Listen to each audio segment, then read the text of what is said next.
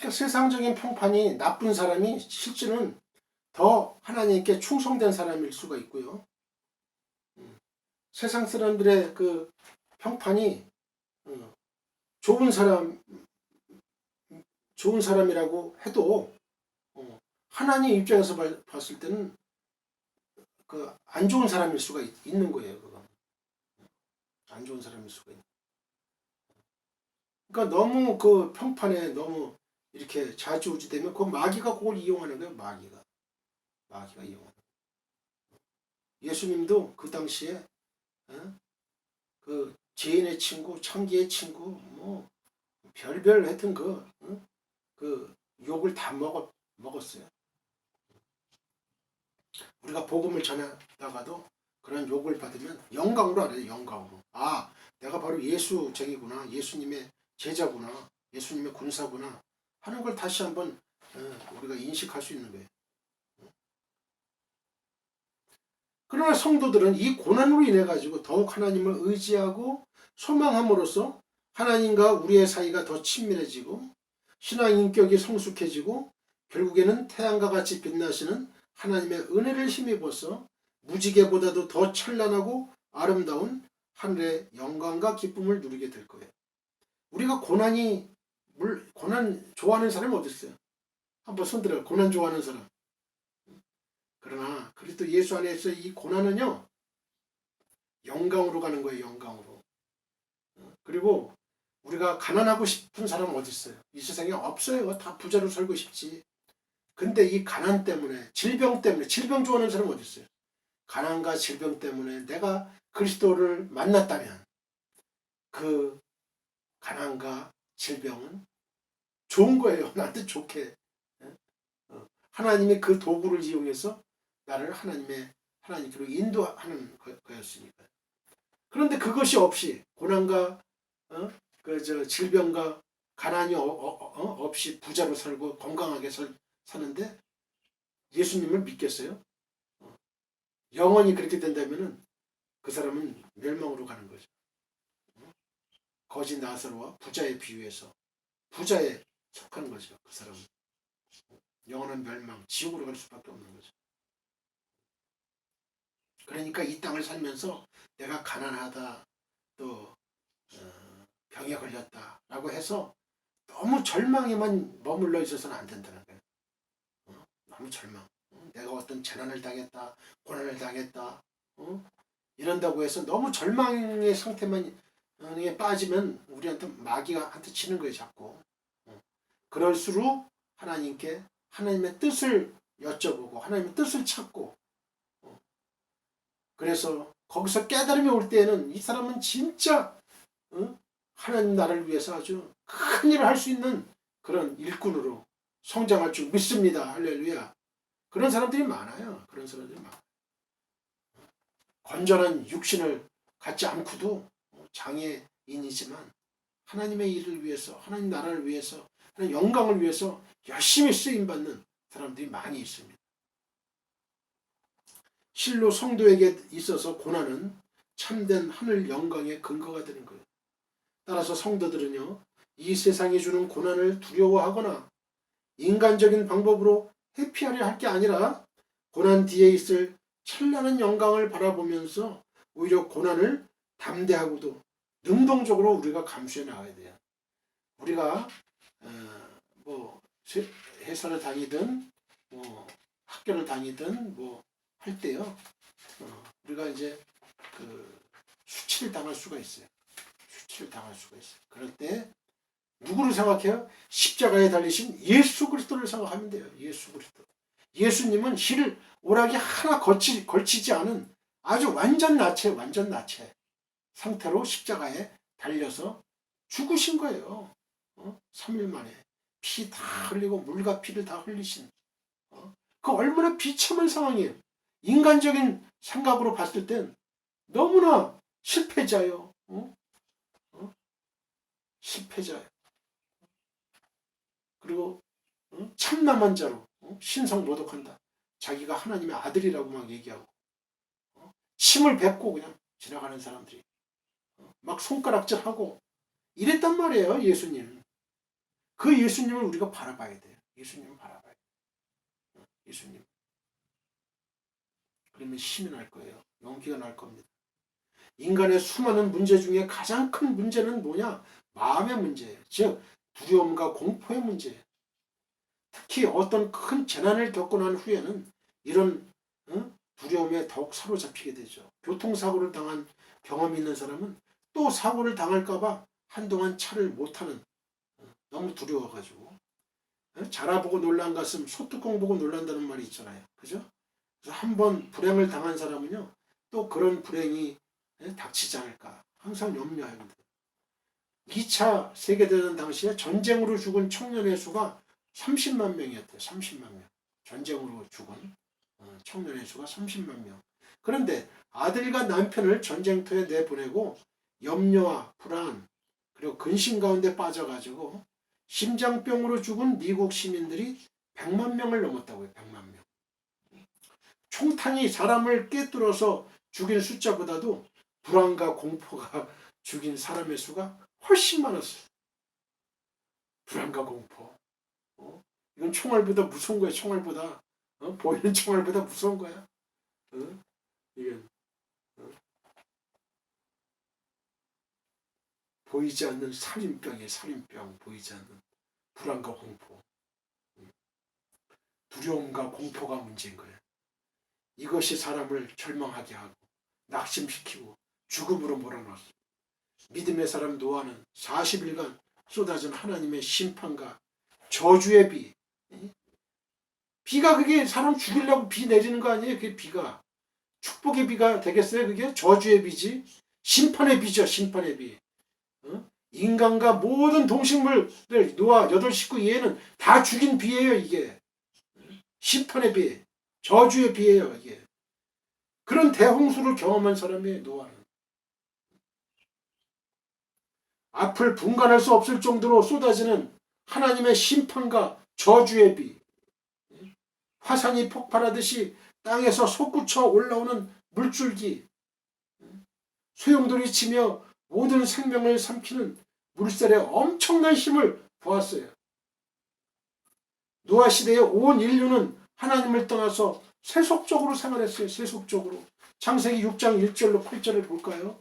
사람이 땅 위에 번성하기 시작할 때에 그들에게서 딸들이 나니 하나님의 아들들이 사람의 딸들의 아름다움을 보고 자기들이 좋아하는 모든 여자를 아내로 삼는지라. 여호와께서 이르시되 나의 영이 영원히 사람과 함께 하지 아니하리니 이는 그들이 육신이 됨이라. 육신. 그러나 그들의 날은 120년이 되리라 하시니라. 당시의 땅에는 네피림이 있었고 그 후에도 하나님의 아들들이 사람의 딸들에게로 들어와 자식을 낳았으니 그들은 용사라. 고대 명성이 있는 사람들이었더라. 여호와께서 사람의 제약이 세상에 가득한가? 세상에 가득한가? 그의 마음으로 사람의 마음으로 생각하는 모든 계획이 항상 악할 뿐임을 보시고 땅 위에 사람 지으셨음을 한탄했어요. 마음에 근심하시고 이르시되 내가 창조한 사람을 내가 지면에서 쓸어버리되 사람으로부터 가축과 기는 것과 공중의 새까지 그리하리니 이는 내가 그것들을 지었음을 한탄함이니라 하시니라. 한탄했다 이거야. 한탄했다. 그러나 노아는 여호와께 은혜를 입었더라. 하나님의 한탄하는 인간이 되지 말아야 돼요. 하나님의 마음에 근심되는 인간이 되지 말아야 돼요. 하나님 마음을 기쁘시게 드리고 하나님께 영광 올려드리는 그런 하나님의 군사들, 하나님의 사도들, 하나님의 일꾼들 돼야 돼요. 교회에서도 분란만 일으키고 이간질만 시키고 사탄의 종이 돼가지고 목사와 성도 간에 이간질 시키고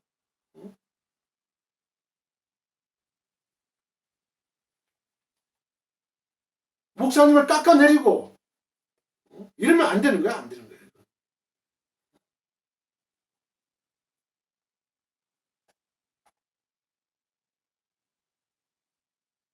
그런 사람들이 있다면 교회는 성장하지 못하는 거예요. 그게 교회는 성장하지 못해요. 크게 봐야 돼. 크게 하나님의 사역을 위해서 하나님의 교회가 더 크게 부흥되고 성시화되고 그래야 될 거 아니? 대한민국 아니라 우리가 통일되면은 남북한이 다 성시화돼야 돼요. 한 사람도 예수 안 믿는 사람이 없어야 돼요. 그럴 때 하나님께서 제사장 나라로 만드셔서 전 세계로 그냥 아주 선교사들을 자꾸 파송시켜야 돼요. 파송시켜야 돼요. 그런 중차대한 우리가 책임을 갖고 있는 거예요. 지금.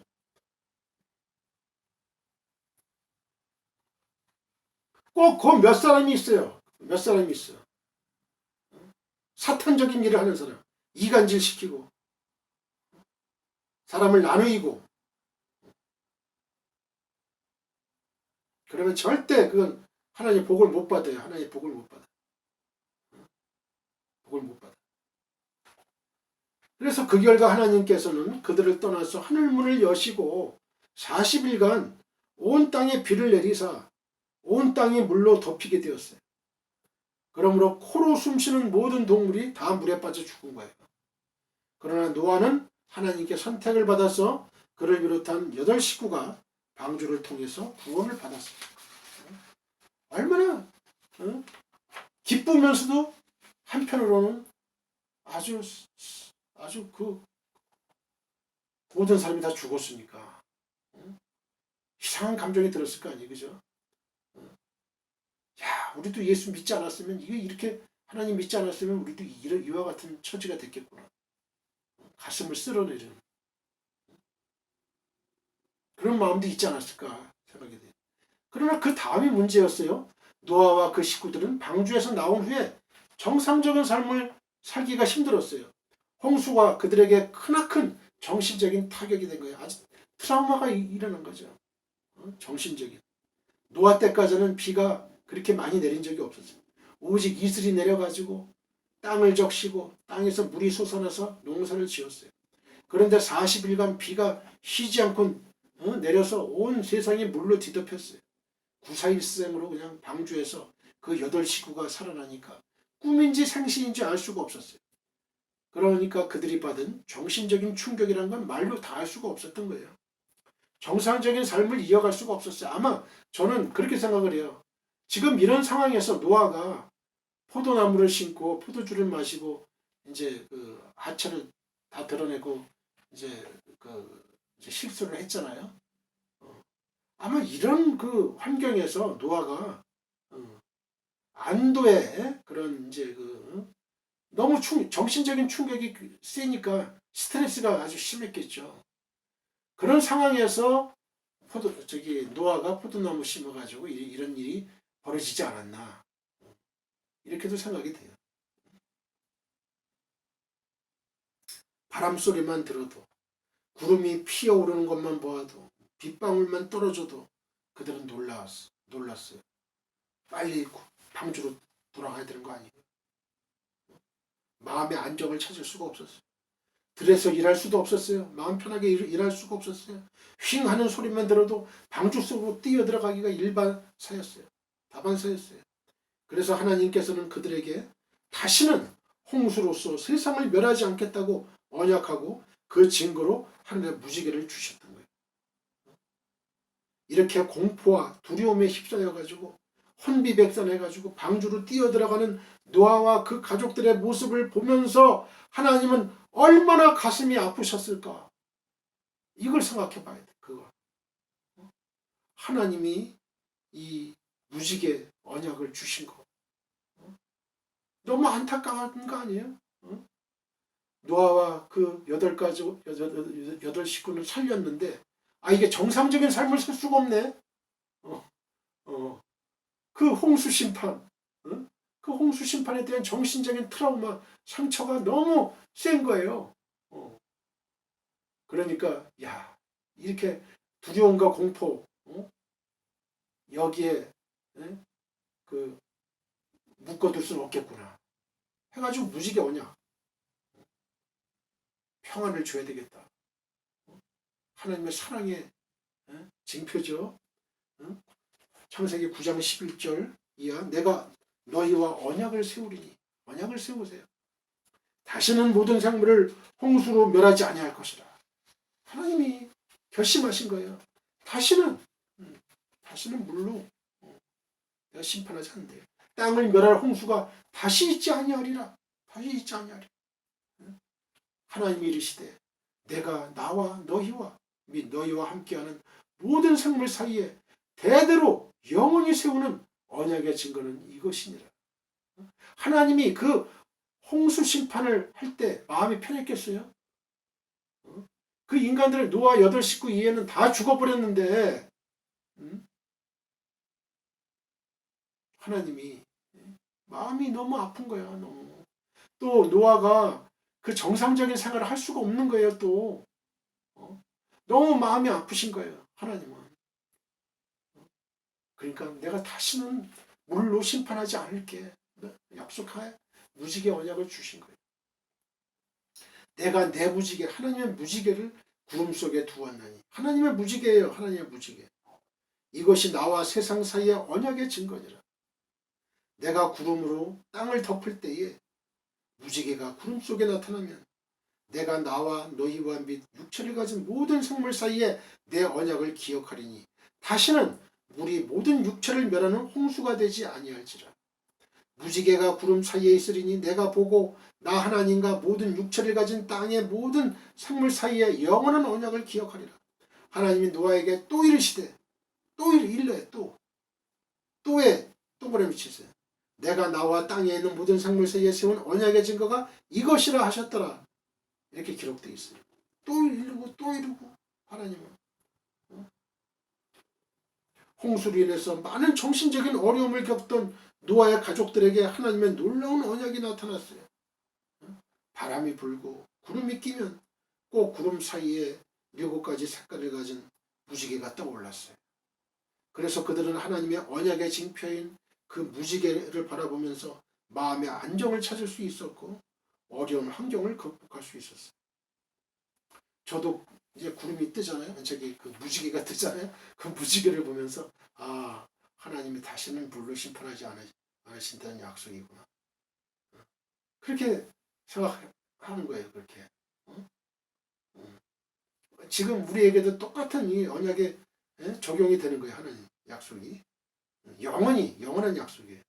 창세기 9장 14절 이하 내가 구름으로 땅을 덮을 때 무지개가 구름 속에 나타나면 내가 나와 너희와 및 육체를 가진 모든 생물 사이에 내 언약을 기억하리니 다시는 물이 모든 육체를 멸하는 홍수가 되지 아니할지라. 그러므로 노아와 그 식구들은요, 바람이 불어도 무지개를 바라고 먹장구름이 떠도 무지개를 바라고 굵은 빗방울이 떨어져도 무지개를 바라봤어요. 무지개가 있다. 하나님은 결코 언약을 변치 않으신다. 그러므로 두려워하지 말자.